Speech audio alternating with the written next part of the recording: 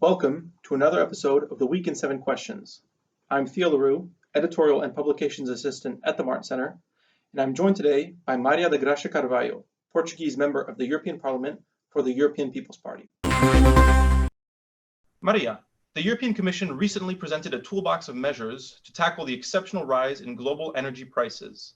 Do you agree that these kinds of measures can help to address the immediate impact of price increases and further strengthen resilience against future shocks? I agree that these kind of measures are very important to tackle the problem. The European Commission was quite timely, but the content of the toolbox was not ambitious enough. There is a set of measures that the member states could already have taken, and the novelty, for example, on the joint procurement of gas was just a mention of the study of the potential of this measure, nothing very concrete. So, in my opinion, was a lost opportunity, this toolbox. In your view, what will be the short-term and long-term impact of these measures on consumers and businesses? It depends really on the options of each member states.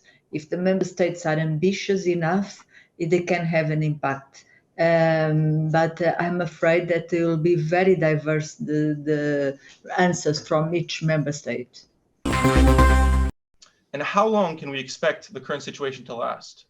Are external energy suppliers the only ones to blame for the present issues?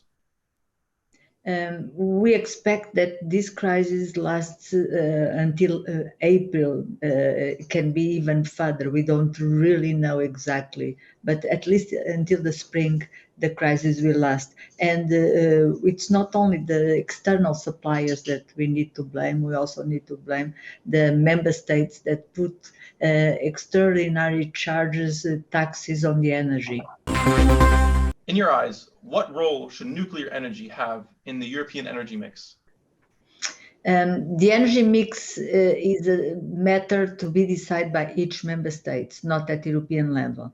But in my opinion, nuclear energy is something that is adequate for larger member states. Is not very adequate to small member states that do not have the capacities, the infrastructure to run the nuclear power stations. As you rightly mentioned, a member state's energy mix is a national competence. Should the EU be afforded some influence in the matter, especially in the context of foreign actors weaponizing the energy supply, as Russia currently does? The role of the European Commission and the European institutions, in my opinion, should be to set the targets, to set the objectives. And this time we have very clear objectives and very clear targets.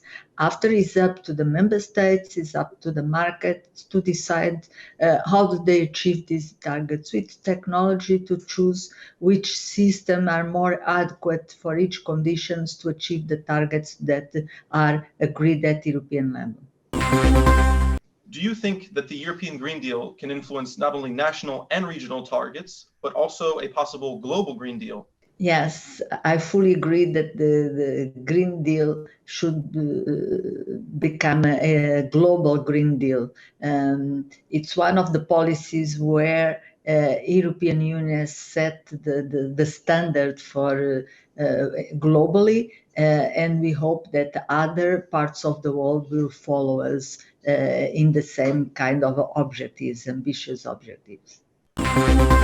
Finally, this week, the Digital Policy Conference of the EU Sustainable Energy Week 2021 takes place in Brussels, and in November, the COP26 will be held in the UK.